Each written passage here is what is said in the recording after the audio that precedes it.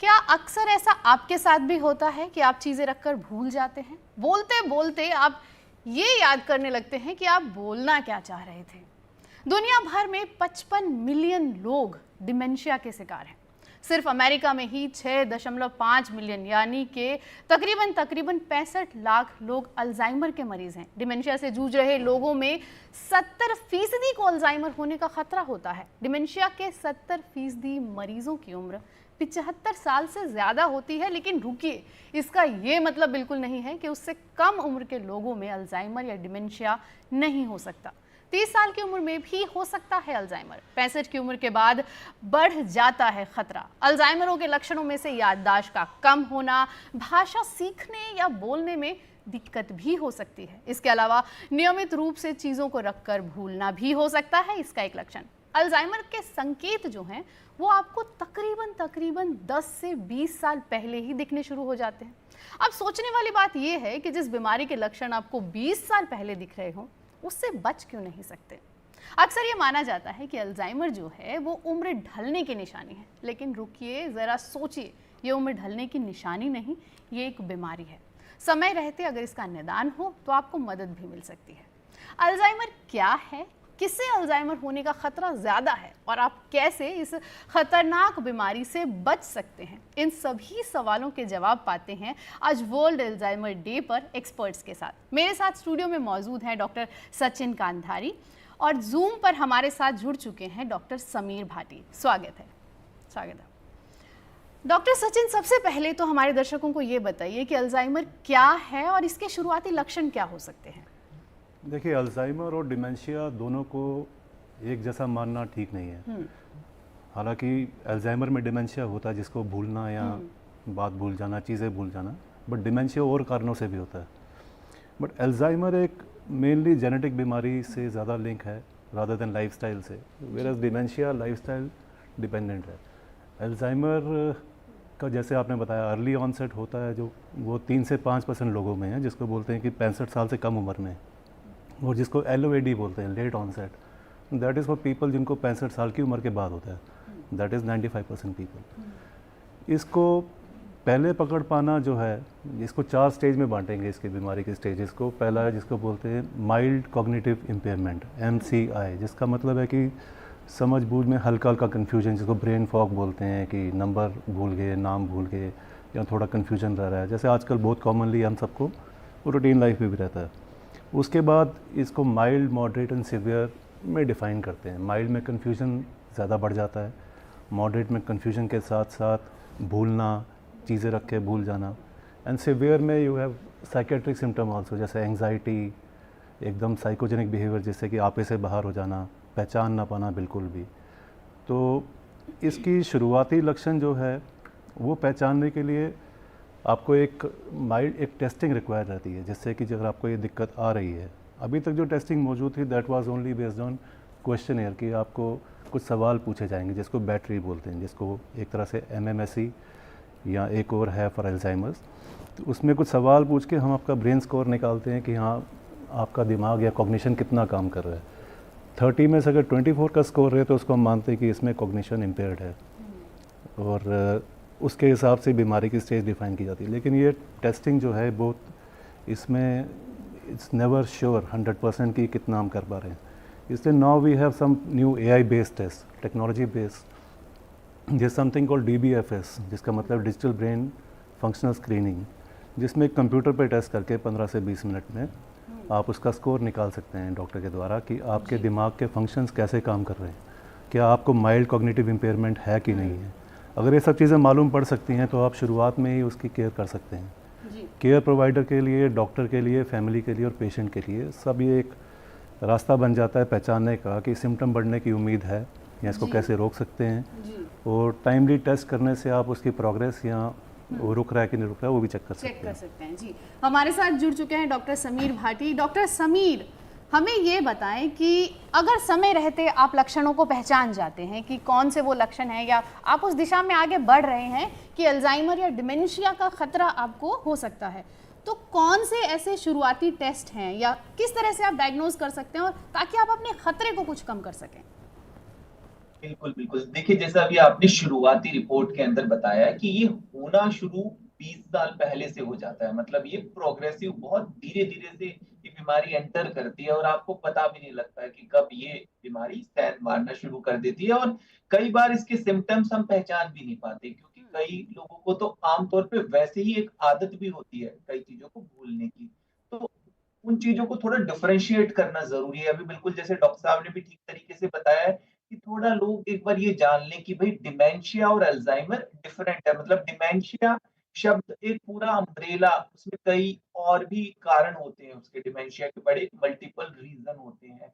ख़ास तौर पे आज जैसा वर्ल्ड अल्ज़ाइमर डे है और अल्ज़ाइमर डे को लेकर ज़्यादा अल्ज़ाइमर बीमारी को लेके लोगों में बहुत ज़्यादा अवेयरनेस नहीं है। तो इसमें पहले अगर हम बात करें अल्ज़ाइमर की तो देखिए इसका कारण कुछ हो सकता है आपकी नर्व डीजनरेशन आपकी जो नर्व है वो डीजनरेट हो रही है, वो सिकुड़ रही हैं। दूसरा कारण एक होता है बीटा एम्यलॉइड मतलब प्लाक का वहाँ पे फॉर्मेशन हो गया। आपके सिनैप्सेस होते हैं जो मैसेंजर जो मैसेज पास करते हैं, तो वहाँ पे आपका डीजनरेशन हो रहा है, प्लाक बन रहा है। जैसे हार्ट के अंदर भी हम बात करते हैं कि हमारी वेसल्स में प्लाक तो इस तरह का प्लाक फॉर्मेशन का आपकी जो मेमोरी के केमिकल्स हैं, वो कम हो रहे हैं। इसके अलावा अगर हम देखें तो जो आप इसकी डिमेंशिया की बात कर रहे हैं, देखिए डिमेंशिया के लिए तो पेशेंट जो आते हैं कई बार टेस्ट कराने, उनके कई और दूसरे रीज़न भी होते हैं। उनको हो सकता है पहले स्ट्रोक या लकवा हुआ हो, ब्लड प्रेशर की वजह से उनका ब्रेन डैमेज हुआ हो, जी। तो वो फिर एक वेस्कुलर डिमेंशिया हो गया, वो दूसरा एक कारण हो गया। बट अदरवाइज़ वैसे जैसे आपने बताया कि अर्ली क्या-क्या चीज़ों का ध्यान रखें, तो इसमें कुछ चीज़ें हैं कि जो कई बार रूल आउट करनी पड़ती है डिमेंशिया के लिए जैसे कि कुछ बेसिक से टेस्ट आप बात करते हैं विटामिन B12 डेफिशिएंसी तो ये अगर आपकी डेफिशिएंसी है तो फिर चीजें ये करेक्ट हो जाती है आप अपना सप्लीमेंटेशन जी। और चीजें ठीक करते हैं हाइपोथायरॉयडिज्म में मतलब थायराइड की प्रॉब्लम में भी डिमेंशिया देखा गया है तो ये रिवर्स डिमेंशिया के अंदर आ जाते हैं और डॉक्टर साहब ने बिल्कुल जैसा ठीक बताया जो एल्जाइमर है वो तो देखिए स्टेजेस में होता है तो उसको जितना अर्ली हम डिटेक्ट करेंगे क्योंकि ज्यादातर लोग आते हैं मिडल या लेट स्टेज के अंदर जिसके अंदर की फिर उसको रिवर्स करना काफी मुश्किल होता है अर्ली मुश्किल। स्टेज में डिटेक्ट करने के लिए बिल्कुल जैसा एआई बेस्ड आजकल टूल्स आ गए हैं इसके साथ साथ हम कुछ चीजें और होती है इमेजिंग में जैसे पैट स्कैन होता है उसमें हम एमालॉइड प्लाक्स का पता लगा सकते हैं तो वो भी अगर आपके न्यूरोलॉजिस्ट को लगता है जरूरत है कराने की तो वो कराया जा सकता है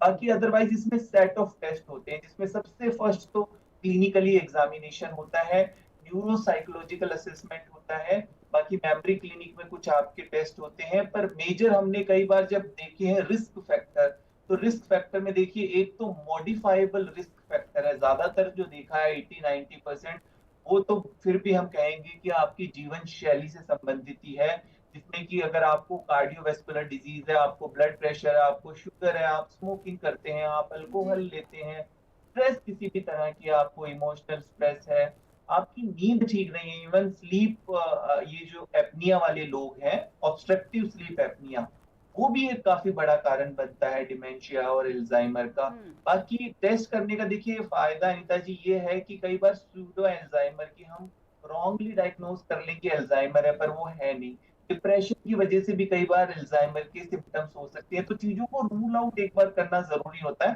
तो वहां पर जांच का बहुत महत्वपूर्ण रोल आ जाता है जी डॉक्टर समीर आपने जितनी भी बातें कही मुझे लगता है आज जो लाइफस्टाइल हम सब जी रहे हैं सभी को कुछ ना कुछ इनमें से मिल गया होगा कि ये तो एक सिम्टम शायद मेरे पास भी है तो ये कैसे समझा जाए कि आपकी लाइफ नॉर्मल लाइफ में जो आप चीज़ें भूल रहे हैं या ब्रेन फॉगिंग जैसा एक शब्द डॉक्टर सचिन ने इस्तेमाल किया था ऑफ कैमरा तो आप ये कैसे समझें कि ये ठीक है ये नॉर्मल लक्षण हैं कि ये हो रहा है ऐसे हो रहा है आप भूल रहे हैं चीज़ें हाई बीपी हो सकता है आपका लाइफस्टाइल हो सकता है स्ट्रेस हो सकता है लेकिन ये सारी वो चीज़ें हैं जो ज़्यादातर लोग इस समय में जो लाइफस्टाइल जी रहे हैं उसमें फेस कर रहे हैं तो आप ये वो कौन से ऐसे यूनिक लक्षण होंगे जब आपको ये समझना चाहिए कि आप डिमेंशिया या अल्जाइमर की तरफ बढ़ सकते हैं और यहाँ और इस वक्त आपको अब डॉक्टर के पास जाना चाहिए डॉक्टर जी जी जी डॉक्टर देखिए समीर कई हाँ देखिए प्रोसेस क्या होता है किसी भी तरह की कोई इंफॉर्मेशन का कि पहले वो रजिस्टर होगी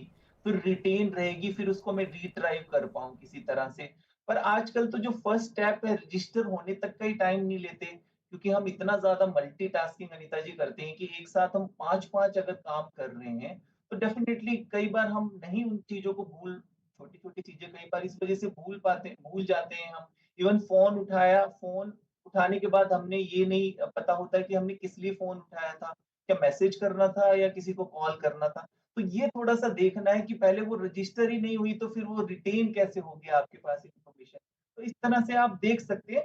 पर हाँ, ये ज़रूरी है कि अगर ऐसी समस्या बढ़ती जा रही है, पर इसमें एक चीज़ ज़रूरी है, कई बार आप रिकॉग्नाइज़ नहीं कर पाते, पर आपके जी। जो दोस्त हैं, आपके जो परिवार हुँ, वाले हैं, वो रिकॉग्नाइज़ कर पाते हैं इस चीज़ को। जी।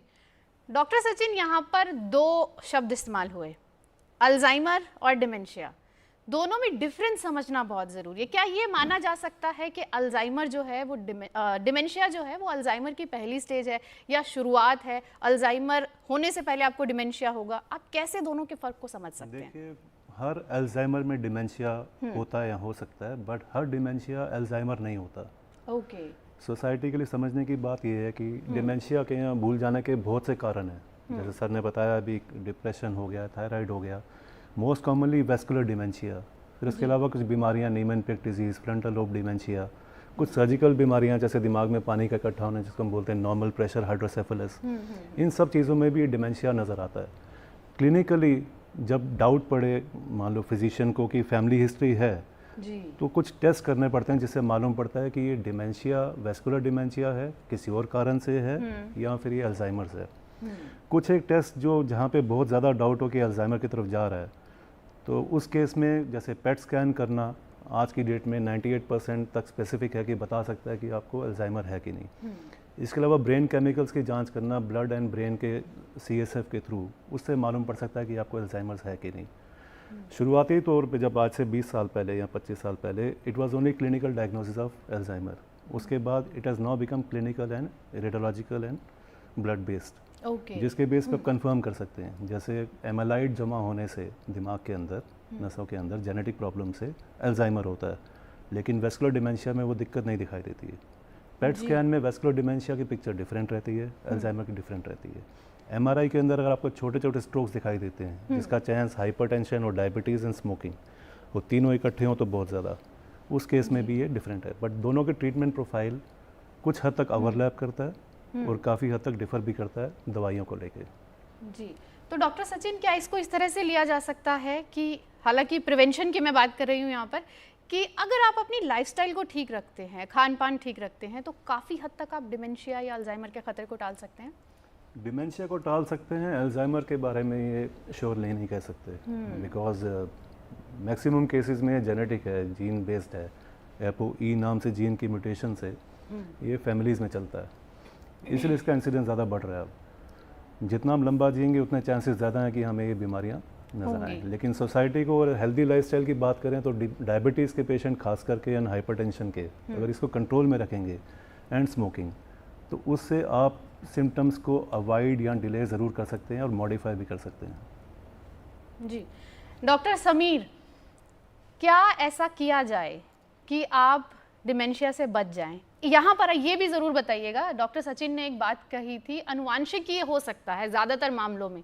तो जिन लोगों के परिवार में पहले कभी डिमेंशिया या अल्जाइमर की बीमारी हुई, वो किन बातों का ध्यान रखें कि वो फ्यूचर में इस रोग से बचकर रह सके?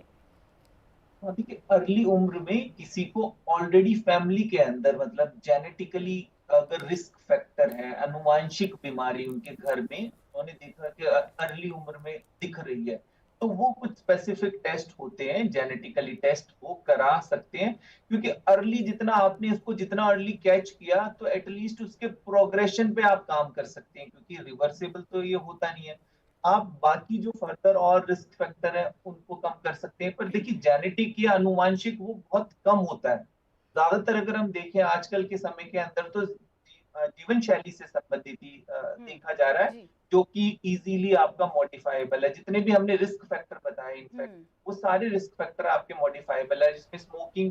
इनफैक्ट आप अनीता जी ये देखिए कि हम आजकल सिटिंग को भी जो आपकी इनएक्टिव लाइफस्टाइल है वो भी उसी तरह से आपको इफेक्ट करती है, तो वो भी उतना ही बड़ा रिस्क फैक्टर हो गया। स्लीप तो आजकल सबसे बड़ा, जैसे भारतीयों के अंदर हम देख रहे हैं कि एक बहुत बड़ा स्लीप रिस्क फैक्टर है। 61% के करीब हमारी युवा जो है वो स्लीप डिप्राइव्ड है एंड ऑब्स्ट्रक्टिव स्लीप एपनिया के शिकार हैं, जिसको कि वो इग्नोर कर देते हैं। अब इसमें होता है क्या, देखिए ये बीमारी क्योंकि इतना धीरे धीरे धीरे चलती है, अगर जीवन शैली के कारण आपका है, जी। इसमें पहले आपका ब्रेन का कुछ पार्ट अफेक्ट होगा कि आपकी शॉर्ट टर्म मेमोरी इफेक्ट होगी पहले धीरे धीरे धीरे, फिर उसके बाद ये बीमारी और कि आपका बीटा एम्लोइड की जो बात कर रहे हैं कि वो प्लाक जैसे बनता है, तो पहले आपका हिपोकैम्पस इफेक्ट हुआ, आपकी शॉर्ट टर्म मेमोरी इफेक्ट हुई, आप जो रिसेंट इंसिडेंट हुए वो भूल रहे हैं, फिर उसके बाद थोड़ा आपका और बीमारी का प्रोग्रेशन आगे बढ़ा, फिर आप और भूलने लग गए। तो यहाँ पे केयर गिवर्स का बहुत रोल है, फैमिली का बहुत बड़ा रोल है, ताकि अगर बीमारी इस तरह के लक्षण नजर आ रहे हैं तो फिर वो समय से ट्रीटमेंट मैनेजमेंट का ध्यान रखें, डॉक्टर का फॉलो अप रेगुलर रखें, अगर बीच में टेस्टिंग की रिक्वायर्ड है उन सब चीजों का विशेष तौर पे ध्यान रखें। जी, अब हमने अल्जाइमर और डिमेंशिया को तो काफ़ी हद तक समझा है। अब जो एक बहुत ही अहम सवाल हो जाता है, जब आपके परिवार में कोई डिमेंशिया या अल्जाइमर का मरीज़ होता है तो परिवार के दूसरे लोगों की जिम्मेदारी काफ़ी बढ़ जाती है। यहाँ पर एक बड़ा सवाल ये आता है कि अल्जाइमर के रोगी का आप ख्याल कैसे रखें। इसके साथ ही साथ, क्योंकि हमारे पास समय की कमी है, आप ये भी बताएं कि किन चीज़ों की कमी से आपको अल्जाइमर का खतरा बढ़ जाता है। दोनों सवाल अगर आप मुझे एक बार में जवाब दे पाएं डॉक्टर सचिन। देखिए, अल्जाइमर का खतरा किसी चीज़ की कमी पे डिपेंडेंट नहीं है। अच्छा। डिमेंशिया का ज़रूर हम कह सकते हैं, लेकिन अब जो अगर हम ट्रीटमेंट की बात करें, फैमिली का रोल इसमें सिर्फ इतना हो सकता है कि अर्ली आइडेंटिफाई हो गया अगर, तो रिस्क फैक्टर मॉडिफिकेशन जिसको बोलते हैं, लाइफस्टाइल मॉडिफिकेशन, अगर तो वो वेस्कुलर डिमेंशिया या कोई और बीमारी है तो उसके हिसाब से, अगर अल्जाइमर है तो अर्ली मेडिकल इंटरवेंशन और कुछ नए ट्रीटमेंट ऑप्शंस जो अब निकल कर आ रहे हैं। अभी तक अल्जाइमर का कोई कॉन्क्रीट इलाज नहीं है जिसको इसे जड़ से ख़त्म कर सकें, बट इसके मैनेजमेंट अब पहले से बेहतर हो चुकी है। इसमें कुछ समझना पड़ेगा कि brain is like a computer, और कंप्यूटर में जो सिग्नल रिले होता है that is by electrical stimulation, electrical current flow. Same way brain में ये करंट भी नर्वस सिस्टम में करंट की तरह चलता है और न्यूरोकेमिकल से करंट बनता है। अभी तक जो दवाइयाँ हैं वो ब्रेन के इन केमिकल्स को कंट्रोल करने के लिए काम करती हैं, बट ये बीमारी को जड़ से ख़त्म नहीं करती हैं, खास करके अल्जाइमर में। वेस्कुलर डिमेंशिया में खून का दौरा बढ़ाया जाए दिमाग में, वेस्कुलर डिमेंशिया का मतलब है खून की कमी से दिमाग के अंदर एक कमी आना उसके फंक्शनिंग में। जैसे ऑब्स्ट्रक्टिव स्लीप एपनिया में भी ये है कि इंसान को ऑक्सीजन पूरी नहीं मिलती और दिमाग की फंक्शनिंग कम हो जाती है। तो अब जो नए मेथड निकल कर आ रहे हैं उसमें नॉन सर्जिकल और सर्जिकल दोनों मेथड्स हैं, along with new medical treatment जिसमें कि दवाइयाँ और new treatment like genetic therapy and immunotherapy, वो अभी तक स्टिल डेवलपमेंट स्टेज में है, पेशेंट को अवेलेबल नहीं है। बट जो कुछ चीज़ें पिछले 6 से 8 साल में उभर कर आई हैं उनमें से एक है डीप ब्रेन स्टिमुलेशन, जैसे पार्किंसन या डिस्टोनिया सब रोग के लिए किया जाता है। तो दिमाग में 2 वायर डाल के और पेसमेकर लगा के उस एरिया की एक्टिविटी को रेगुलेट कर सकते हैं। डीप ब्रेन स्टिमुलेशन को उम्मीद है कि अगले 6 से 8 महीने में FDA अप्रूवल फॉर अल्जाइमर्स मिल जाएगा। इसके अलावा नॉन इन्वेजिव मेथड के अंदर brain map guided brain stimulation by magnetic stimulation, that is one method. इसके अलावा हाई फ्रिक्वेंसी TMS और एक इंफ्रारेड लेज़र, ये 2-3 मेथड हैं जिससे कि ब्रेन के अंदर मैपिंग करके जो ब्रेन का सर्किट ठीक से काम नहीं कर रहा है उसको एक्सटर्नली स्टिमुलेट करके सिम्टम्स को इम्प्रूव कर सकते हैं। जी डॉक्टर सचिन, आपने एक बात कही कि ब्रेन तक ब्लड फ्लो का पूरी तरह से ब्लड फ्लो अच्छा रहे, ये बहुत ज़रूरी है कि आप डिमेंशिया या अल्जाइमर से काफ़ी हद तक बच सकते हैं या खुद को थोड़ा खतरा कम कर सकते हैं। तो योग में ऐसे बहुत सारे योगासन हैं, जैसे कि शीर्षासन हो गया, और वो क्या योग भी इसमें किसी तरह से अगर आप नियमित रूप से योगा करते हैं तो वो आपको मदद कर सकता है? योगा करने से आपका स्ट्रेस लेवल कंट्रोल में रहता है, आपका सर्कुलेशन बढ़ता है, उसका फ़ायदा तो मिलेगा ही मिलेगा जी। इसके अलावा अगर हम बात करें डायबिटिक्स या ब्लड प्रेशर वालों की, उनके अंदर खून की नसों में ऐसी तब्दीली आ जाती है कि वो ब्लड फ्लो दिमाग को पहुंचता नहीं है। उस केस में कोई भी ऐसा ट्रीटमेंट जैसे योगा जो रेगुलरली आपका BP रेगुलेट करने में मदद करे या फिर आपको एक हेल्दी लाइफस्टाइल मेंटेन करे या स्ट्रेस फ्री रहने में मदद करे, वो आपको ज़रूर मदद करेगा। इसके साथ साथ नियमित दवाई, exercise, yoga, that is something that everybody can do ji. Doctor Sameer, आपने एक बात की थी जेनेटिकल टेस्टिंग की, उसको थोड़ा विस्तार में बताएं कि वो किस तरह से मददगार हो सकती है। बिल्कुल, देखिए किसी के परिवार के अंदर जैसे हमने और भी बीमारियों में बात करते हैं, हार्ट डिजीज को भी ले लीजिए, कैंसर को भी, कि जेनेटिकली होती है, या और कई तरह की ब्लड आपके डिसऑर्डर होते हैं जो जेनेटिक, ऐसे अल्जाइमर भी आपका जेनेटिक आनुवंशिक हो सकता है।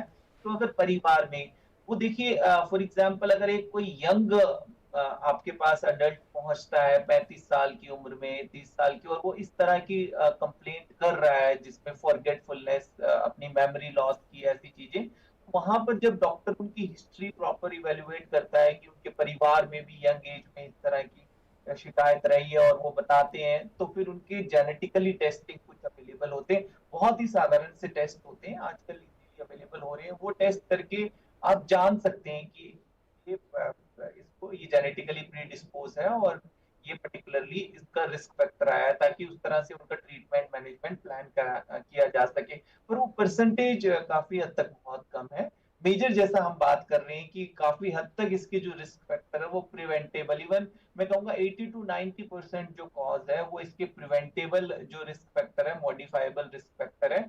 और इसमें बस ये देखना जरूरी है कि जो बीमारी है अल्जाइमर की, या आप इसको कैसे पता लगा पा रहे हैं कि कितना फ्रीक्वेंटली वो एपिसोड हो रहा है और कितनी ड्यूरेशन तक रह रहा है और उसकी इंटेंसिटी कितनी है, ये सब कुछ चीजें देखनी जरूरी है। कई बार छोटी मोटी चीजें डे टू डे लाइफ में हमारी होती है कि हम ऐसे भूल गए, पर वो कितनी फ्रीक्वेंटली हो रही है और क्या उसकी ड्यूरेशन बढ़ती जा रही है, तो ऐसे इन चीजों से आप रूल आउट कर सकते हैं थोड़ा कि ये प्रॉब्लम बढ़ रही है, ताकि आप उसको अर्ली उसमें इंटरवेंशन कर सकें और राइट डॉक्टर के पास पहुंच सके। न्यूरोलॉजिस्ट के पास इसका ट्रीटमेंट अवेलेबल होता है, तो सही डॉक्टर के पास पहुंचना जरूरी है। जी डॉक्टर सचिन, डॉक्टर समीर ने बात की राइट डॉक्टर के पास आप जा सकें, तो सही डॉक्टर का चयन आप कैसे करें?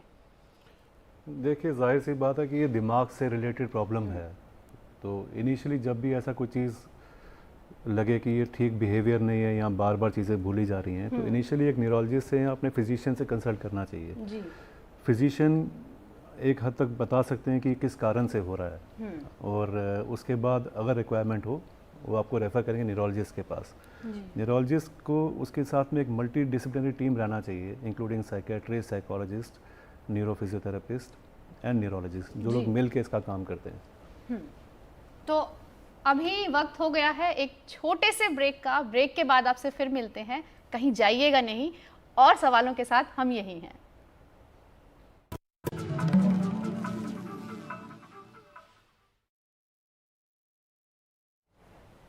ब्रेक के बाद आपका स्वागत है। मेरे साथ स्टूडियो में मौजूद हैं डॉक्टर सचिन कांधारी।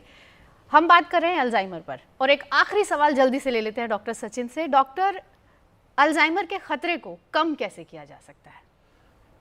देखिए डिमेंशिया के खतरे की बात करें अगर, तो अर्ली आइडेंटिफिकेशन, कोई भी लक्षण जब आ रहे हैं तो जल्द से जल्द उसको पहचाना जाए, पकड़ा जाए और इलाज शुरू किया जाए। जो मॉडिफाइबल फैक्टर हैं उसके हिसाब से sugar control, blood pressure control, smoking बंद करना और कुछ दवाइयों का शुरुआत करना, या फिर जैसे ब्रेन स्टिमुलेशन या ऐसे मेथड के बारे में सोच पाना। जल्दी पकड़ने पे आप बीमारी को डिले भी कर सकते हैं और इससे बच भी सकते हैं, लेकिन अगर इसको इग्नोर किया जाएगा तो डेफिनेटली एक स्टेज के बाद इसमें इम्प्रूवमेंट आने के चांसेस घट जाते हैं, कम हो जाएंगे। जी शुक्रिया डॉक्टर। तो ऐसे ही और इन्फॉर्मेशन से भरे शोज के लिए आप एनडीटीवी से जुड़े रहें। आज हमने पूरी कोशिश की कि अल्जाइमर और डिमेंशिया से जुड़ी हर समस्या और हर सवाल का जवाब हम आपको दें। अगले शो में जल्दी ही मैं अनीता शर्मा आपसे फिर मिलूंगी। तब तक अपना ख्याल रखें, सेहतमंद रहें, हंसते मुस्कुराते रहें, और हाँ, एनडीटीवी इंडिया देखते रहें।